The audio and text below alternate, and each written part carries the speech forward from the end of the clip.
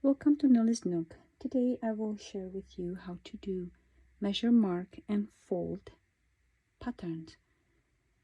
This is a very easy pattern, absolutely for the beginners if you are just starting to get into the book folding. For this pattern, either you need a pattern, and either in the graph version or in the table version. We will be folding a little teddy bear today, so we will need a pattern, we need a book, we need a ruler, preferably something that will get stuck on your on the top of the page so it doesn't move, but you don't need it. And we will need pencil. When you're picking up your book for your pattern, make sure that the book is minimum the height of your pattern. It can be higher if this pattern is, I'll say, 22 centimeters. It can be it has to be minimum 22, but it can be 23. You will have just the 1 centimeter bigger fold on the bottom, so it will not be a problem. So let's start marking our book for the pattern. You can use big bags, you can use phone, whatever you want to hold your book with. So I will be using my stand. It's just easier for me. And as I said, depending what kind of style of the pattern you have, if you have a graph or if you have a table.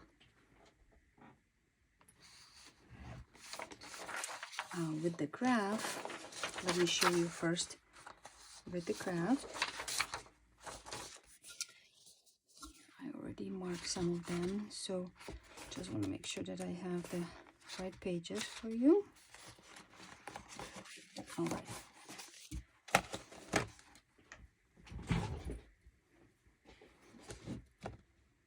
Let's start with the table.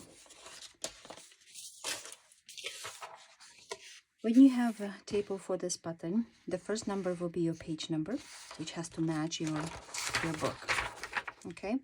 If it doesn't match, if you have a books that have more pages than the pattern is asking for, I have another video for calculating the starting page for the book, so your pattern is centered. Okay? So if it doesn't match, that's okay. You just do a little calculation and then it will match. If you want, I can do the calculations for you here. So if we have, let's say, pattern for 300 pages, my book is 400 pages. So let's have a book pages is 400.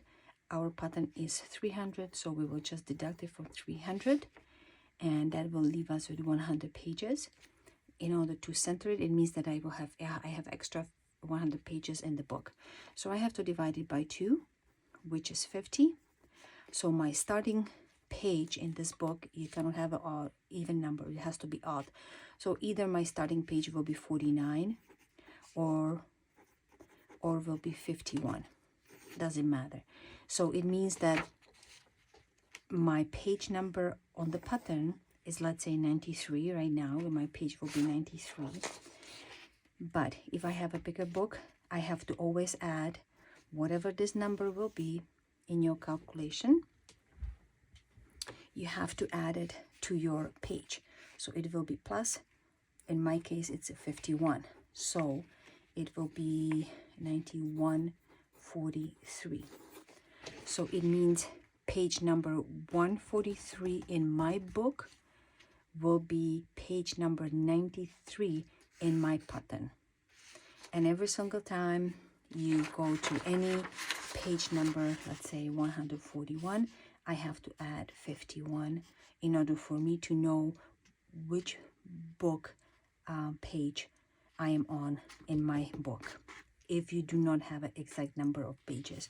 So it means that it will be 192. So page 192 in the book, it's a page 141 in my pattern. Okay, so now we will be marking our pages. Pick any ruler. You can do it, of course, with a normal ruler like this.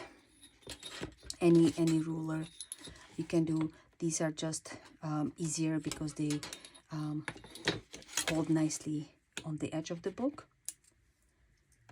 either this or that, it doesn't really matter, or any ruler. So now I have my page, and the first marker is 2.3, second marker will be 10.7.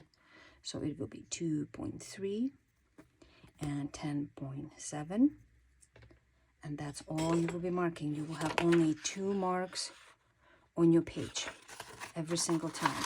So when you are done, I would suggest just to do a checkpoint so you know that your page is done. My next page is 95, and my marks are 10.9 and 19.8. Just 2 marks, and just check mark your page. Page number 97, it's 2.4 and 19.8. Okay. Next one, 14.6 and 19.7. So again, only 2 marks on every single page, and do the checkpoint when you are done, so you know that these measurements are already in your book. When you have a graph, let me find my page. When you have a graph, some people like it, some people don't like it. I personally think it's a little bit faster than measuring, and I think you make a little bit less mistakes. Sometimes instead of, let's say, 19.7, you will mark 18.7, and it's a little wonky. You will see the difference when the pattern is done, but I think the graph is just a little bit faster. So I'm on the page 101, and my page is right here on my graph. Each page has a line, so you just align it on the bottom or on the side. There's a line where it starts. So I align it when you're on page 101, which is this one. Align it with the bottom of my page, and make a mark over here, and make a mark over here. If you don't have to, don't do the mark to the end of the book, because when you fold it, you will see a little black dots. Okay, so my 101 is done. As you can see, sometimes I just do the cross X over there, so knows for myself that I already marked that one. So now I'm on the page 103. My page 103, I will align the bottom and go. Now is my page 105.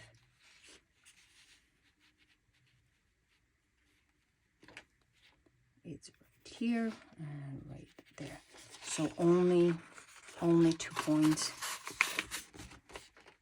Only 2 points on each page.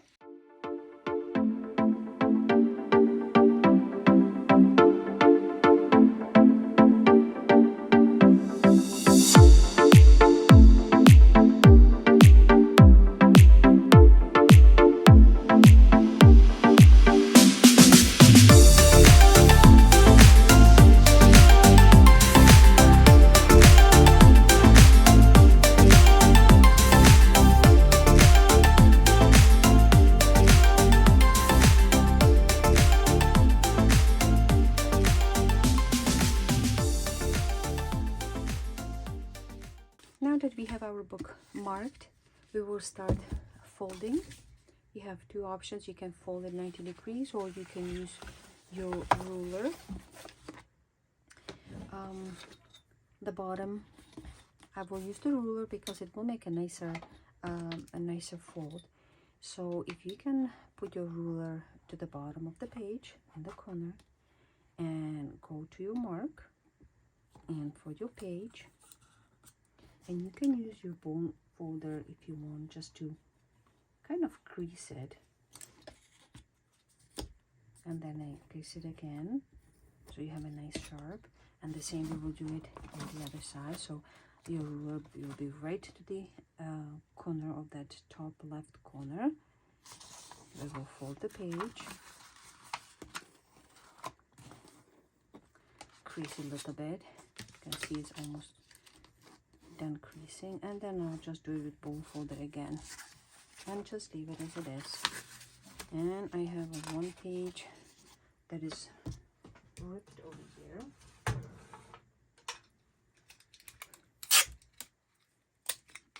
I guess I have to just tape it so it doesn't break.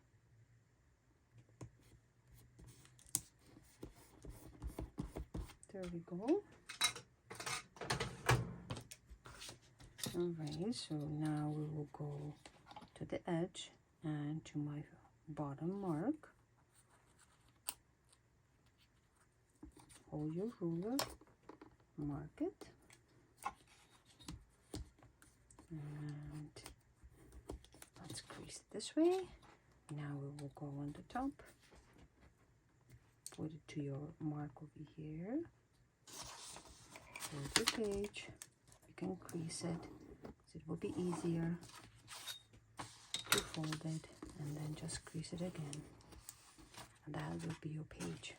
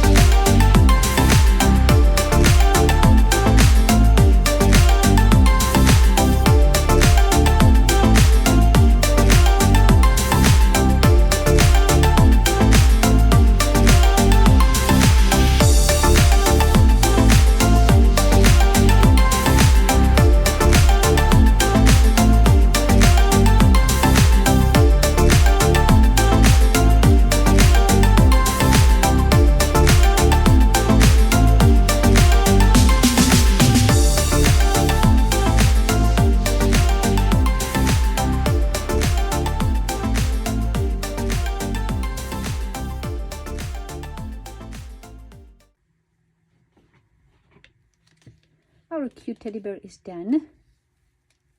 It looks pretty cute. I just wanted to show you, I have one extra page over here that does not belong to the pattern, or 2 pages actually. What you can do with it, you have a couple of ways that you can fold your extra pages. You can leave them as they are. Nothing will be bothered with it, or you can fold them this way. That will be one way, and the other way, then you cross it and fold it this way, or you can fold them halfway and halfway. there are a couple of ways you can get rid of extra pages. I like this fold because it's hiding my pages, and it kind of blends with the pattern. But as you can see, this time it will not blend, so I'll fold it one more time to hide the extra page over here, so this way you cannot see it and it will not interfere with your fold. I have the same thing in the front. I have a page over here that is extra. You'll see when I fold it if it interferes with my starting point. And this one also interferes with mine, so I will fold it. Oops. I will fold it again, and this way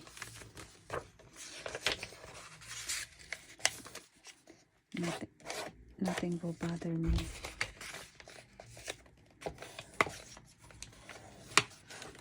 And fold it again. And I think I have one more at the back. Yep. So let's do the same thing.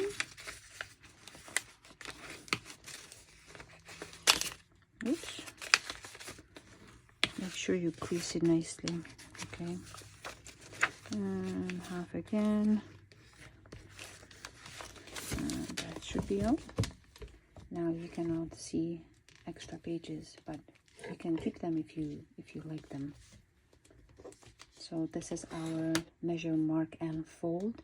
There is no cutting to this pattern, but it looks still wonderful and cute. So thank you for watching, and I'll see you next time.